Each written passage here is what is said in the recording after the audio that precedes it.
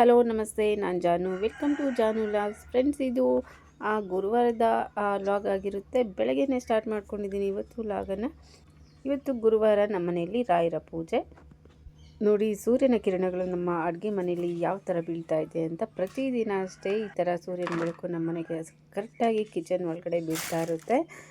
View ಚೆನ್ನಾಗಿತ್ತು, ಅದಕ್ಕೆ ಸ್ವಲ್ಪ ವಿಡಿಯೋನ ಮಾಡಿದೆ. ನಿಮ್ಮದೆಲ್ಲ ಕಾಫಿ ಆಯಿತಾ? ನಂದೇನು ಕಾಫಿ ಇಲ್ಲ.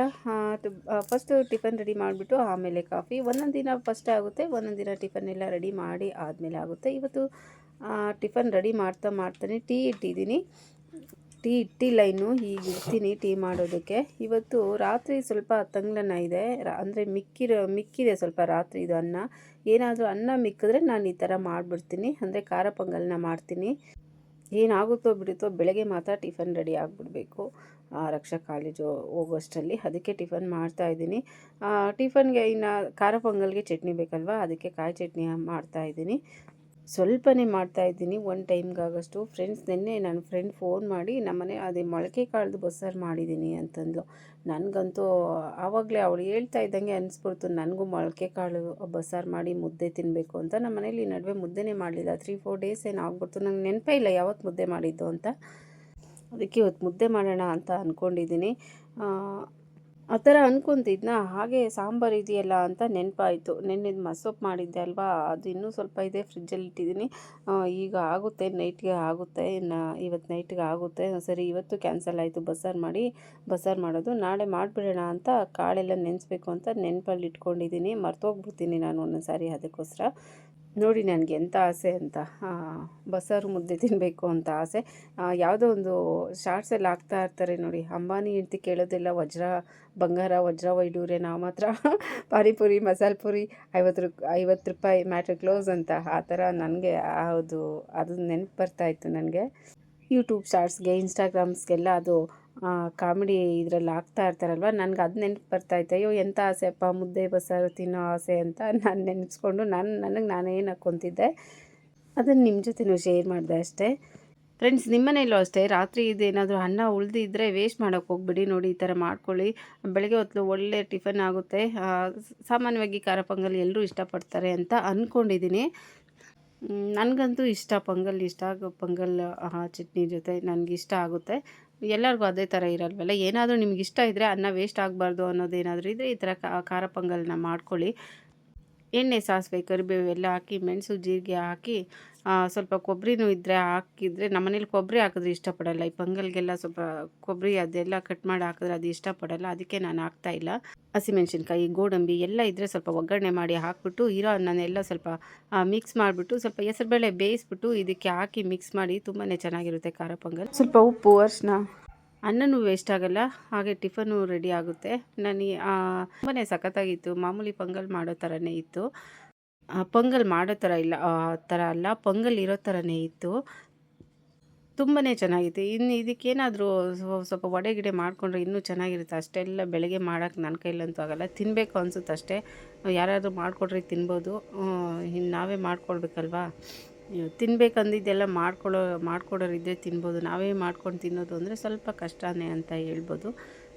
ಹಾಗೆ ಪ್ರತಿ ಟೈಮು ನಾವೇ ಮಾಡ್ತಿರ್ತೀವಲ್ವ, ಅದಕ್ಕೆ ಸ್ವಲ್ಪ ಬೇಜಾರು ಅನಿಸುತ್ತೆ. ಹಾಗೆ ಪೂಜೆ ಎಲ್ಲ ಆಯಿತು. ಫ್ರೆಂಡ್ಸ್, ನೋಡಿ, ನಮ್ಮೂರಲ್ಲಿ ಇವತ್ತು ಮಧ್ಯಾಹ್ನವೇ ಮಳೆ ಸ್ಟಾರ್ಟ್ ಆಗಿಬಿಡ್ತು. ನನ್ನ ಮನೆ ಹಿಂದೆಯಿಂದ ವಿಡಿಯೋ ಮಾಡ್ತಾಯಿದ್ದೀನಿ. ನಮ್ಮ ಮನೆ ಹಿಂದೆ ಇದ್ದಿದ್ದು ಮಳೆ ಸ್ಟಾರ್ಟ್ ಆಗಿಬಿಡ್ತು. ಜೋರು ಮಳೆ ಬಿದ್ದು ಸ್ಟಾಪ್ ಆಯಿತು. ಈಗ ಸಖತ್ತಾಗಿ ಬಿತ್ತು ಮಳೆ ಅಂತೂ, ಫುಲ್ ಜೋರಾಗೆ ಬಿತ್ತು.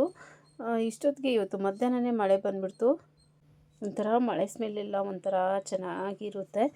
ಒಂಥರ ಚೆನ್ನಾಗಿರುತ್ತೆ. ಫುಲ್ಲು ಜೋರು ಮಳೆ, ಗಾಳಿ, ಮಳೆ ಎಲ್ಲ ಬಂತು. ಸ್ವಲ್ಪ ಹೊತ್ತು ಜೋರು ಮಳೆ ಹೊಡೆದು ಸ್ಟಾಪ್ ಆಯಿತು. ಫ್ರೆಂಡ್ಸ್, ಇದ್ರ ಜೊತೆ ಒಂದು ಹೋಮ್ ರೆಮಿಡಿನ ಹೇಳ್ತಾ ಇದ್ದೀನಿ. ಏನಪ್ಪ ಬೆಳ್ಳುಳ್ಳಿಯಲ್ಲಿ ಹೋಮ್ ರೆಮಿಡಿ ಅಂತ ಅಂದ್ಕೊಂಡ್ರೆ, ಅಂದರೆ ಏನಪ್ಪ ಅಂದರೆ, ಇದು ಬೊಜ್ಜನ್ನು ಕರಗಿಸೋದಕ್ಕೆ. ಅಂದರೆ ತುಂಬ ದಪ್ಪ ಇದ್ದೀವಿ, ತುಂಬ ಫ್ಯಾಟ್ ತುಂಬ್ಕೊಂಬಿಟ್ಟಿದೆ ಬಾಡಿಯಲ್ಲಿ, ಫ್ಯಾಟ್ ಎಲ್ಲ ಜಾಸ್ತಿ ಇದೆ ಅನ್ನೋರು ನೋಡಿ, ಈ ಹೋಮ್ ರೆಮಿಡಿನ ಸ್ವಲ್ಪ ದಿನಗಳ ಕಾಲ ಮಾಡ್ತಾ ಬನ್ನಿ. ತಾನೇ ಹೆಲ್ದಿಯಾಗಿ, ತುಂಬ ಆರಾಮಾಗಿ ಬೊಜ್ಜೆಲ್ಲ ಕರಗಿ ಸ್ವಲ್ಪ ವೆಯ್ಟ್ ಲಾಸನ್ನು ಆಗ್ಬೋದು ಕೆಲವು ದಿನಗಳ ಈ ರೆಮಿಡಿನ ಮಾಡೋದ್ರಿಂದ. ಇನ್ನು ಬೆಳ್ಳುಳ್ಳಿ ಹೇಗಪ್ಪ ಮಾಡೋದು ಅಂದರೆ, ನೋಡಿ, ದಿನಕ್ಕೆ 2 ಎಸ್ಲನ್ನು ಬೆಳ್ಳುಳ್ಳಿ ತೊಗೊಬೇಕಾಗುತ್ತೆ. 2 ಎಸ್ಲೆ ಸಾಕು, ಜಾಸ್ತಿ ಬೇಡ. ಈ ಥರ ಅದರ ಸಿಪ್ಪೆ ಎಲ್ಲ ತೆಗೆದ್ಬಿಟ್ಟು ಈ ಥರ ಕ್ರಷ್ ಮಾಡಿ ಆದರೂ ಓಕೆ, ಅಥವಾ ಸಣ್ಣ ಸಣ್ಣ ಪೀಸ್ ಆಗಿ ಕಟ್ ಮಾಡಿದ್ರು ಓಕೆ. ನಾನು ಇದನ್ನು ಈ ಥರ ಜಜ್ಜಿ ಇಟ್ಕೊಂಡಿದ್ದೀನಿ, ಕ್ರಷ್ ಥರ ಮಾಡಿ ಇಟ್ಕೊಂಡಿದ್ದೀನಿ. ಇದನ್ನು ಒಂದು ಲೋಟ ಚೆನ್ನಾಗಿ ಕಾಯಿಸಿರೋಂಥ ಬಿಸಿ ನೀರಿಗೆ ಹಾಕ್ಬಿಟ್ಟು ಇದ್ರ ಜೊತೆ ಸ್ವಲ್ಪ ಒಂದು ಅರ್ಧ ನಿಂಬೆಹಣ್ಣಿನ ರಸ ಸೇರಿಸಿ ಬೆಳಗಿನ ಟೈಮು ಖಾಲಿ ಹೊಟ್ಟೆಯಲ್ಲಿ ಸ್ವಲ್ಪ ದಿನಗಳವರೆಗೂ ಕುಡಿತಾ ಬಂದರೆ ತಾನೇ ಬೊಜ್ಜೆಲ್ಲ ಕರಗಿ ನಾವು ವೆಯ್ಟ್ ಲಾಸನ್ನು ಮಾಡ್ಕೊಳ್ಬೋದು.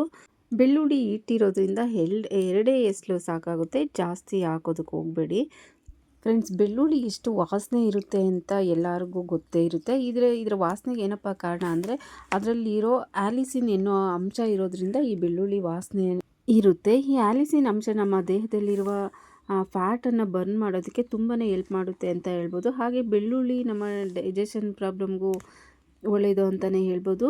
ಬೆಳ್ಳುಳ್ಳಿ, ಬಿಸಿ ನೀರು, ನಿಂಬೆಹಣ್ಣು ಎಲ್ಲ ಮಿಕ್ಸ್ ಮಾಡಿ ಕುಡಿಯೋದ್ರಿಂದ ನಾವು ತಿಂದಂತಹ ಆಹಾರ ತುಂಬ ಸ್ವೀಟಾಗಿ ಡೈಜೆಷನ್ ಆಗುತ್ತೆ. ಹಾಗೆ ಬೆಳ್ಳುಳ್ಳಿಯಲ್ಲಿ vitamin B6, vitamin C, manganese, ಕ್ಯಾಲ್ಶಿಯಂನಂತಹ ಅನೇಕ ರೀತಿಯ ವಿಟಮಿನ್ಸ್ಗಳು ನಮಗೆ ಸಿಗುತ್ತೆ. ಎಲ್ಲ ವಿಟಮಿನ್ಸ್ಗಳು, ಪೋಷಕಾಂಶಗಳು ಕೊಬ್ಬನ್ನು ಕರಗಿಸೋದಕ್ಕೆ ಕೂಡ ಸಹಾಯ ಮಾಡುತ್ತೆ. ಈ ಎಲ್ಲ ಪೋಷಕಾಂಶಗಳು ಇದು ನಮ್ಮ ಬಾಯಿ ವಾಸನೆ ಕೂಡ, ಅಂದರೆ ನಮ್ಮ ಬಾಯಿ ಒಂದೊಂದು ಸಾರಿ ಒಬ್ಬೊಬ್ಬರು ಬಾಯಿ ದುರ್ವಾಸನೆ ಬರ್ತಾ ಇರುತ್ತೆ, ಅದನ್ನು ಕೂಡ ಕಡಿಮೆ ಮಾಡುತ್ತೆ. ವೆಯ್ಟ್ ಲಾಸ್ ಆಗಬೇಕು, ಬೊಜ್ಜನ್ನು ಕರ್ಸ್ಕೊಳ್ಬೇಕು ಅಂತ ಎಷ್ಟೆಲ್ಲ ಸರ್ಕಸ್ ಮಾಡ್ತಾ ಇರ್ತಾರೆ, ನಾನು ನೋಡಿದ್ದೀನಿ ಫ್ರೆಂಡ್ಸ್. ಅದೃಷ್ಟಕ್ಕೆ ನಾನು ಅಷ್ಟೊಂದು ದಪ್ಪ ಇಲ್ಲ. ಅದನ್ನೆಲ್ಲ ಎಲ್ಲ ಈ ಮೆಡಿಸಿನೆಲ್ಲ ತೊಗೊಂಡು ವೆಯ್ಟ್ ಲಾಸ್ ಆಗೋಷ್ಟು ದಪ್ಪ ಎಣ್ಣೆ ಇಲ್ಲ. ನಾನು ಹೇಳ್ತಿರ್ತಾರೆ ನೀನೆಲ್ಲ ಹೆಂಗೆ ಮೇಂಟೈನ್ ಮಾಡ್ತೀಯ ಅಂತ ಫ್ರೆಂಡ್ಸ್. ಪ್ರಾಮಿಸ್ ತುಂಬ ಜನ ಕೇಳ್ತಾರೆ ನೀನು ಯಾವ ಥರ ಬಾಡಿನ ಮೇಂಟೈನ್ ಮಾಡ್ತೀಯ ಏನು ಅಂತ. ನಾನು ಏನೂ ಮಾಡಲ್ಲ, ಮನೆ ಕೆಲಸ ಎಲ್ಲ ಮಾಡ್ತೀನಿ, ನಾರ್ಮಲಾಗಿ ಏನು ತಿನ್ನಬೇಕೋ ಎಲ್ಲದನ್ನು ತಿಂತೀನಿ. ಡಯಟ್ ಮಾಡ್ತೀಯಾ ಅಂತ ಕೇಳ್ತಾರೆ ಎಷ್ಟೋ ಜನ. ಸಾಮಾನ್ಯವಾಗಿ ಮಗು ಆದಮೇಲೆ ಸ್ವಲ್ಪ ವೆಯ್ಟ್ ಗೇನ್ ಆಗಿಬಿಡ್ತೀವಿ ಅಂತಲೇ ಹೇಳ್ಬೋದು. ಅದರಲ್ಲೂ ಸೆಕ್ಷನ್ ಏನಾದರೆ ಕಂಪಲ್ಸರಿ ಸ್ವಲ್ಪ ದಪ್ಪ ಆಗಿಬಿಡ್ತೀವಿ, ಬೊಜ್ಜೆಲ್ಲ ಬಂದ್ಬಿಡುತ್ತೆ ಅಂತಲೇ ಹೇಳ್ಬೋದು. ಅದರಲ್ಲೂ ಒಬ್ಬೊಬ್ಬರು ತುಂಬ ಜಂಕ್ ಫುಡ್ಡನ್ನು ತಿನ್ನೋದ್ರಿಂದ ಕೂಡ ಆ ಥರ ಬೊಜ್ಜು ಬರುತ್ತೆ ಅಂತಲೇ ಹೇಳ್ಬೋದು.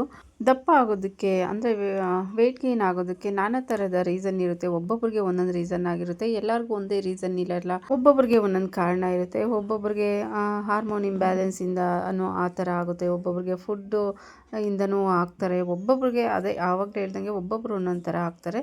ನೋಡಿ, ಈ ಥರ ಹೆಲ್ದಿಯಾಗಿ ಯಾವುದೇ ಥರದ ಸೈಡ್ ಎಫೆಕ್ಟ್ ಇಲ್ಲದೆ ತುಂಬ ದುಬಾರಿ ಅಲ್ಲದೆ ಇರೋ ಅಂಥ ಇದು ಒಂದು ಹೋಮ್ ರೆಮಿಡಿ. ಇದು ಒಂದು ಹಳೆ ಕಾಲದ ಹೋಮ್ ರೆಮಿಡಿ ಅಂತಲೇ ಹೇಳ್ಬೋದು. ನಾನು ಎಲ್ಲೋ ಓದಿದ್ದು ಕೇಳಿದ್ದು ನೆನಪು ಇದನ್ನು.